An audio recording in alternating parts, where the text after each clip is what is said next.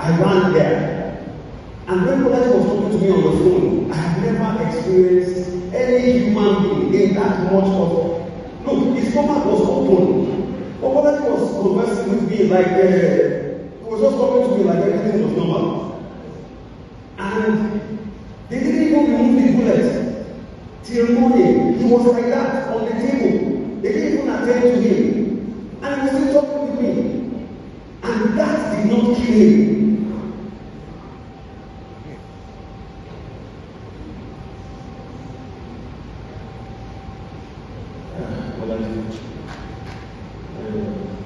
He was a very different human being. He taught me a lot of things. The power of association. I don't know another human being that knows people like him. At a particular point in time, I started calling him Mr. Green. Because, please forgive me for what I'm about to say. Other than that, I don't know a human being that knows people in the Redeemed Christian Church of God and ministers in the worldwide like Bolaji. And he taught me how, because the way, I'll get into this. The way I learned ministry, I learned it after the order of John the Baptist and Elijah, which is just minister and go. Don't ever call anybody back. But from Bolaji I learned that's not enough. When you minister, still relate with people, call them back, speak to them, associate with people. That has helped me a great deal. He's a very fantastic, unique individual. And one people meet.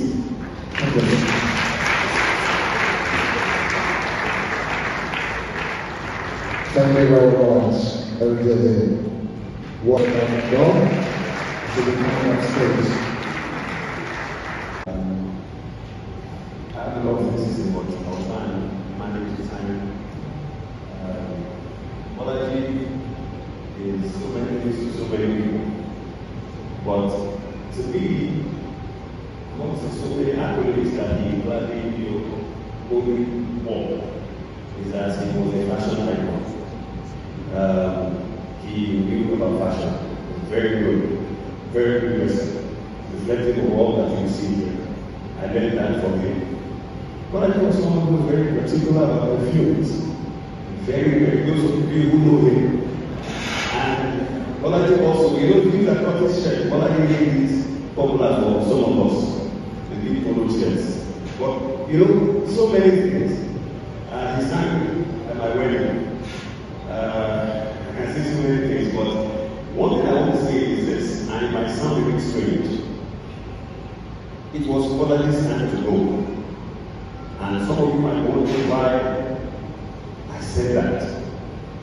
A lot of things have happened to him that will have taken him away. But he was still here. And those things were heavier in my regard, compared to what just happened to him. One experience was this: he ministered at the Redeemed Christian Church of God. Well, let me say that I myself and Bolaji worked together as kind of seats for about 5 or more than so years. We're very close. My wife very close to kids that we had and all that. One day he was ministering at I think it is Bolaji or so in Surulere, and he had finished. He was going late in the night. And then he wanted to turn by Maryland in Lagos. And then he saw some people who he thought were police officers. And then he stopped. They stopped him and he stopped. And when they were talking to him, he found out that they were not police officers, that they were people, they wanted to rob him.